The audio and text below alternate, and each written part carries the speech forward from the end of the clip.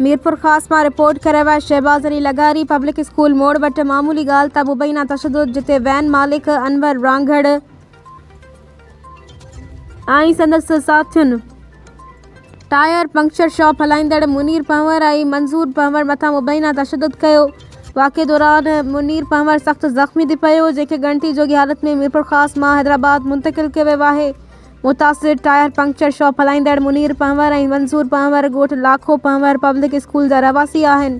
ॿुधायो पियो वञे त पब्लिक स्कूल रोड ते वैन खे साइड ॾियण जे मामले तां वैन जे कंडक्टर ऐं मुनीर पंवर विच में मुंहमारी थी, जंहिंखां पोइ वैन मालिक अनवर रांगड़ समेत 7 ॼणनि मुनीर ऐं मंज़ूर पंवर मथां लतूं मुक्का ऐं लोही रॉडनि सां तशद्दुद कयो।